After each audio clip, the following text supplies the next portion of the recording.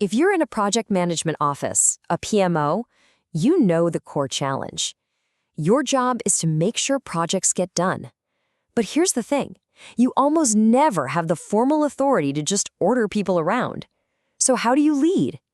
Well, it's not about command, it's all about influence. You know, the old way of doing things was all command and control. But let's be honest, in today's PMO, where everything is interconnected and you need buy-in from like a dozen different people, that just doesn't fly anymore. The new way, the effective way, is all about influence and collaboration. It's the art of getting things done with people, not just ordering them to do it. So that brings us to the million-dollar question, right? How do you lead when you don't have the fancy title? How do you drive results when you can't just demand them? The answer is persuasion. And the best part? It's a skill. It's something anyone can learn and get better at. Now, to really get persuasion, we have to bust a huge myth first. A myth that totally gets in the way of being influential. And it's all about the role of emotion at work. So many of us were told, leave your feelings at the door. But it turns out, that's actually terrible advice. Let's just put it out there. Is emotion the enemy of making rational decisions? I mean, that's what we've all been taught, right? Keep it logical, keep it cold.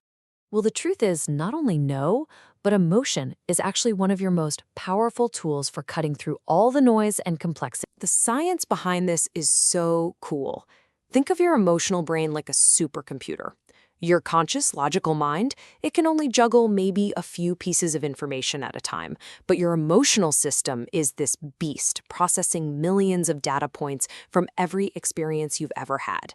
That gut feeling you get, that isn't irrational. It's a different kind of logic, a much, much faster one. So the trick is knowing when to use which tool.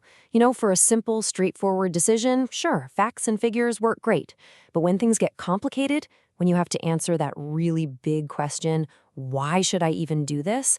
That's when an emotional appeal isn't just nice to have, it's absolutely essential. So since persuasion is a skill, let's start thinking about it like a toolkit.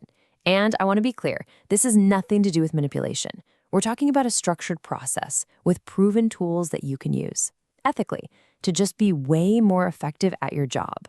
Jay Conger over at Harvard Business Review lays out this awesome 4-step framework. First, you have to establish credibility. Makes sense, right? If they don't trust you, they're not going to listen. Second, you frame for common ground. You show how your idea benefits them too. It's about the we, not the me. Only then, step 3, do you provide evidence. This is your data, your facts, your stories. And finally, you wrap it all up by connecting emotionally, showing you're genuinely invested. You can't skip steps. They all build on each other. Let's really dig into that first step, credibility. It's the absolute cornerstone of all this. And it comes from 2 places. First, your expertise. Do you know your stuff? And second, your relationships. Do people trust you as a person? Do you listen to them? Do they believe you have their back? Seriously, without this foundation of trust, everything else we talk about is useless. Now, inside this toolkit, you've got these incredible principles from Dr. Robert Cialdini's research. Take social proof. If you need a project team to start using a new reporting tool, don't just tell them to. Point out how that other super high-performing team is already using it and loving it. Or how about consistency? If you need a stakeholder's buy-in for a big change, get them to agree to a small related principle in an email first. They'll be much more likely to support the bigger idea later. See? These aren't tricks, they're just how people work. Okay, but if there's one tool that's like the Swiss Army knife of persuasion, the one that provides evidence and connects emotionally all at once, it's storytelling. This is how you make data feel human. Let's use a classic PMO example. You could walk into a meeting and say, project report submissions are down 20% this quarter. Okay, it's a fact, it's true, but does it make anyone feel anything? Does it make them want to do something about it? Nah, it's just a number. It's forgettable. Now let's try a story instead. What if you said, hey, remember the Apollo project last year? Remember how that team just felt lost? They were so frustrated by the delays, and you could feel the stress. The morale was in the tank. And then you land the plane. That is the exact feeling we can prevent from happening again. Getting reports in on time isn't about hitting a metric. It's about giving our teams the map they need so they don't feel lost. It relieves that pressure and lets them succeed. Now do you see the difference? You just connected a boring statistic to a very real, very human emotion. And that right there is why stories work. Our brains are literally wired for narrative. The facts, the data, that's the what. But a good story gives you the why. It's the perfect food for that emotional supercomputer we talked about. People forget bullet points on a slide. They remember a good story. Okay, so whenever we talk about using emotion and psychology, we have to talk about something incredibly important: the ethical line. There is a huge, bright, uncrossable line between persuasion and manipulation. Let's be crystal clear on this. Persuasion is transparent. It's looking for a win-win, a mutual benefit. It's founded on respect. Manipulation, on the other hand, is all about deception. It's purely for self-interest, and it often uses pressure or even coercion.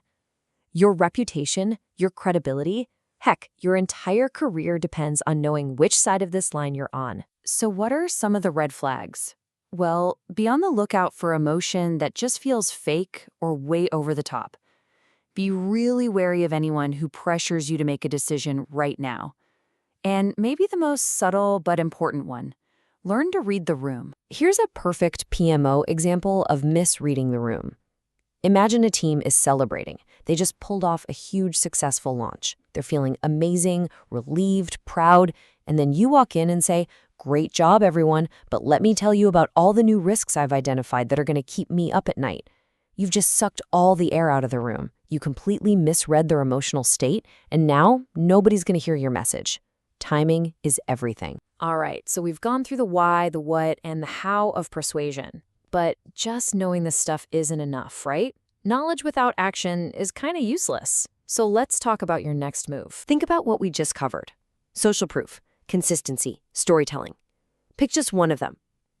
Now think about a real challenge you're facing at work right now, this week.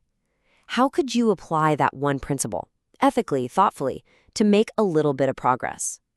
Because that is how you turn influence from just an idea into your single most valuable skill.